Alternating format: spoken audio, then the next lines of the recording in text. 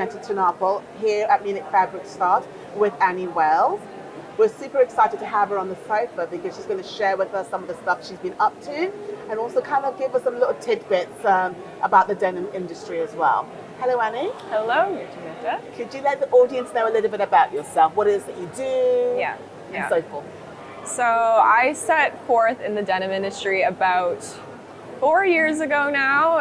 COVID years always blend together, but it was 4 years ago. And I really set out to try and educate the consumer and reconnect the consumer with the denim industry. My tagline was kind of bridging the gap between the denim industry and consumer. And what I did on that platform was try to break down the supply chain in a more simplified and digestible manner so that consumers could understand the value that was going into their clothing. For me, I am a sustainability nerd. I am a huge advocate for doing what you believe in.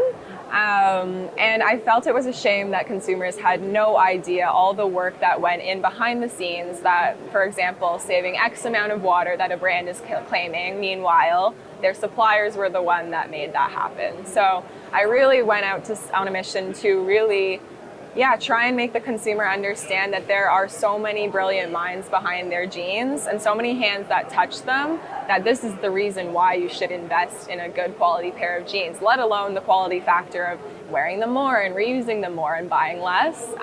But it was really, really, for me, the people make everything in this world. People make the world go around. I was really trying to humanize the supply chain at first.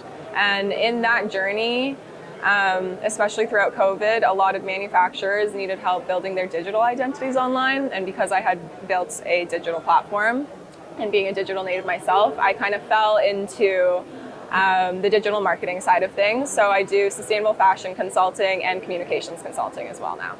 I like the fact that you said simplify, because I feel like if somebody was to buy a pair of jeans and then they would ask the brand, how sustainable are these jeans?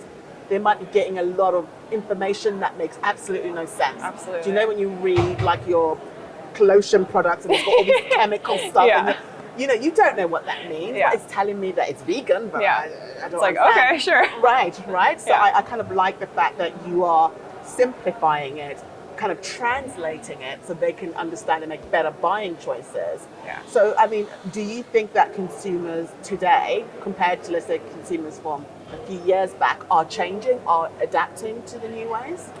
I think there's a divide.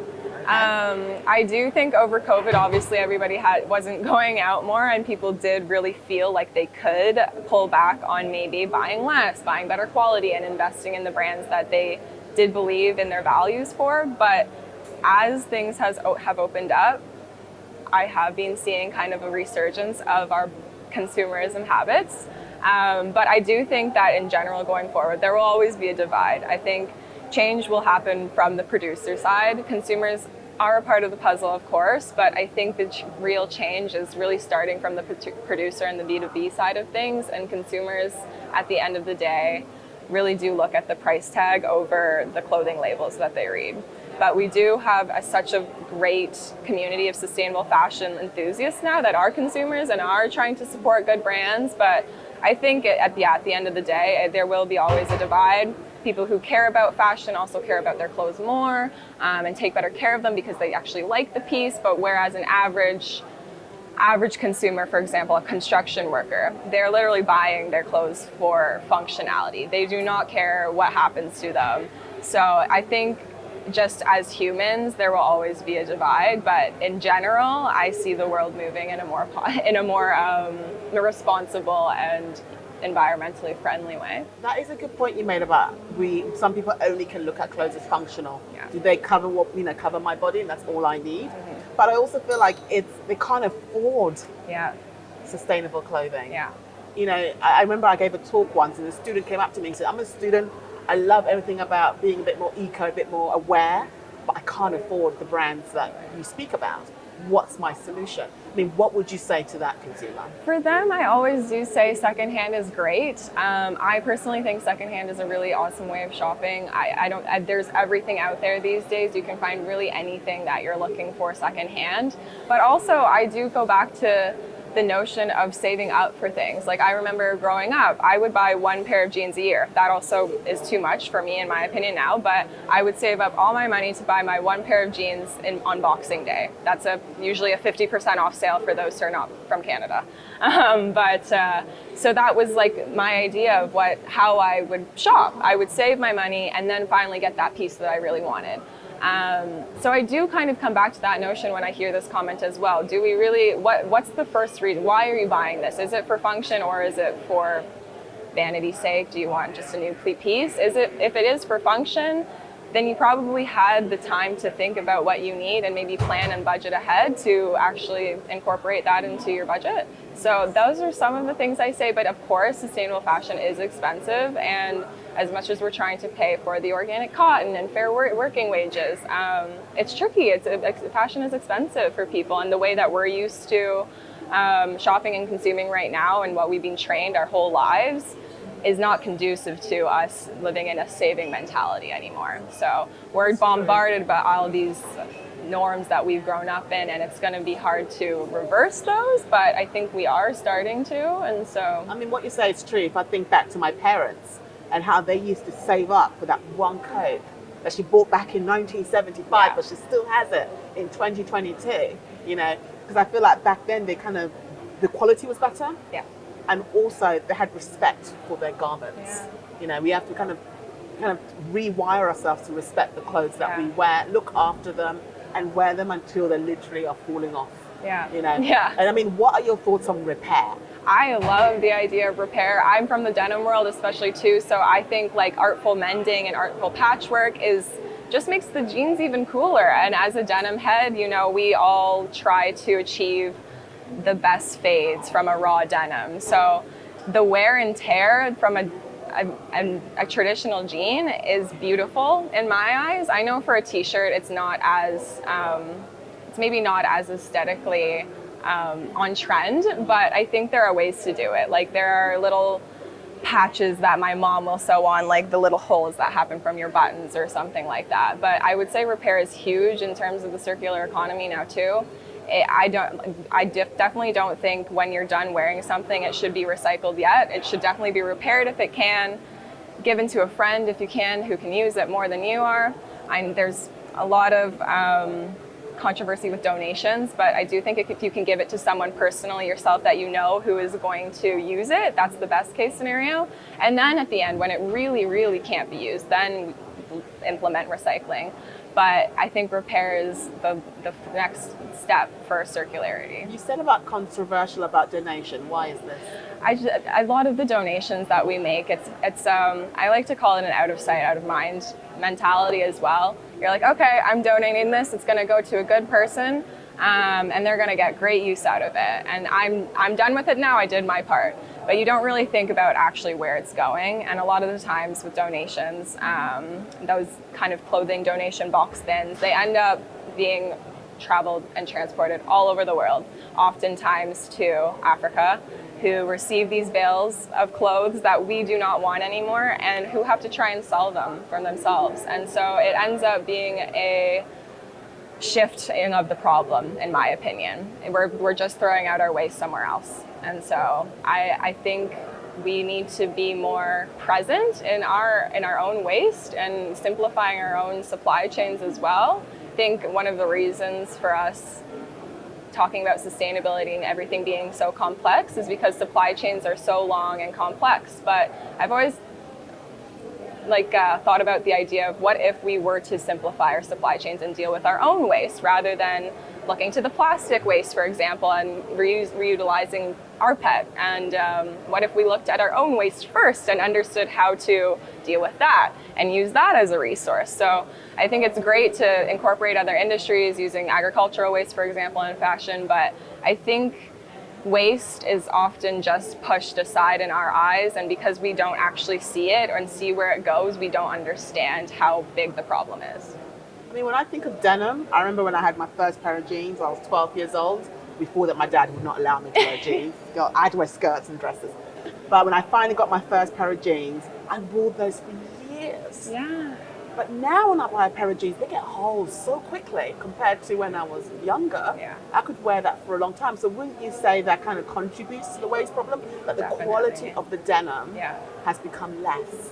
Yeah. So it's all good and well saying wear it for as long as possible, but if the material itself isn't up to being worn a lot or being, given to somebody else to wear, then what would be the solution to that? Yeah, I think durability and quality are, honestly, personally, one of my biggest sustainability attributes. If you're not creating something durable, then why are you creating it at all? There you go, yes. But again, that also adds to the kind of buying secondhand is getting harder actually these days because the quality of clothing has gone down. And that's the thing. So it's definitely a challenge, but I think denim in particular, we're a hardier fabric, but because of our comfort needs and our, I guess we've gotten used to being able to have jeans that feel like sweatpants.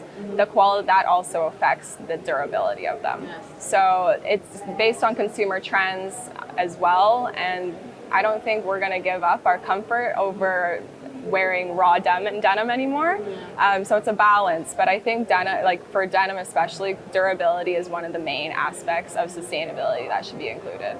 Do you think that in terms of denim that it comes down to price point? Because I can imagine if you look at the supply chain and you look at the manufacturers and they're like, okay, we will pay X amount, but then because the more you squeeze, the less then the material fabric will be as good and it will become less. I mean, what are your thoughts? I think the entire supply chain, because we always look at the end product, we always look at the customer.